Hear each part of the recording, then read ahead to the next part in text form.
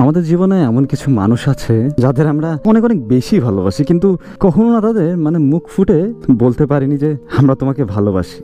আর তাদের মধ্যে সবার উপরেই হচ্ছে বাবা। প্রত্যেকটা সন্তানই তার বাবাকে ভালোবাসে, কিন্তু কখনো না বলতে পারে না বা বলা হয়ে ওঠে না যে আসলে আমরা তাদের কতটা ভালোবাসি। জীবনের এই রাস্তায় যতক্ষণ পর্যন্ত আমাদের সাথে আমাদের বাবা আছে, ততক্ষণ পর্যন্ত আমাদের জীবনের পথ চলা সহজ হয়ে থাকে। কিন্তু যেই মুহূর্তটায় আমরা তাদের হারিয়ে ফেলি, তখনই আসলে আমরা বুঝতে পারি যে জীবনের বাস্তবতা আসলে কতটা কঠিন। আর এই কঠিন বাস্তবতা আমাদের বাবা কিভাবে একেবারে মুখ বুজে সহ্য করে গেছে, কিভাবে এত কষ্ট নিজের ভেতরে লুকিয়ে রেখে আমাদের মুখে হাসি ফুটিয়ে গেছে। কত অবহেলা, কত অবিচার, কত কটূক্তি, এসবের তোয়াক্কা না করে তারা শুধু আমাদের খুশিটাই দেখতে চেয়েছে। আমাদের অনেকের বাবা হয়তো চাকরি করে, কারো বাবা ব্যবসা করে, কারো বাবা কৃষিকাজ করতেছে।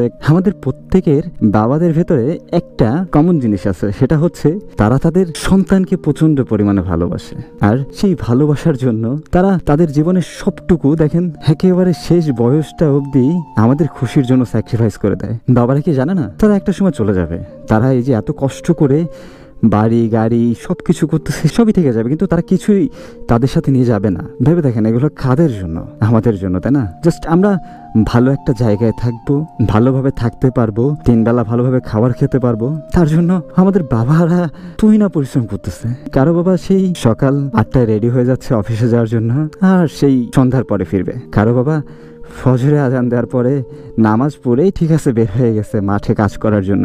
যার বাবা ব্যবসা করতেছে সে সকালবেলা বের হচ্ছে, আবার রাতে কয়টায় আসবে ঠিক নেই। যার বাবা দিনমজুর সেও ঠিক এরকম। কিন্তু এই যে পরিশ্রম, এই যে কষ্ট সহ্য করা, এটা শুধুমাত্র আমাদের জন্য, আর কারোর জন্য না। তারা জানে যে আমি যদি আজকে কামাই না করি, আমি যদি আজকে টাকা উপার্জন করে না আনতে পারি, কাল আমার সন্তানটা খেতে পারবে না। হয়তো অনেকের বাবাই আছে যে সকালবেলা তাড়াহুড়ায় বের হয়ে গেছে, সকালবেলা খাইতেও মনে নাই, দুপুরবেলাও হয়তো কোনো রকম হালকা পাতলা কিছু খাইছে, আর ওই যে রাতে যখন আসলো তখন খেলো। কিন্তু এই যে সকালবেলা তাড়াহুড়া করে বের হইলো, এটা কাদের জন্য? তার জন্য।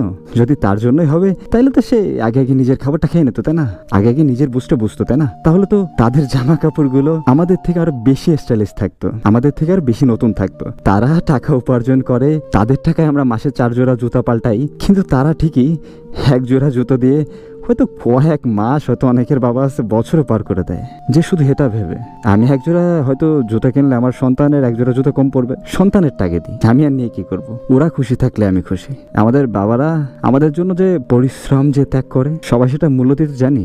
আমাদের ফোনের দাম কত আর আমাদের বাবার ফোনের দাম কত? অলওয়েজ একেবারে আপডেট যেটা থাকবে সেটাই আমাদের লাগবে, তাই না? কিন্তু আমাদের বাবারা, তারা কি ওই আপডেটটাই খুঁজতেছে?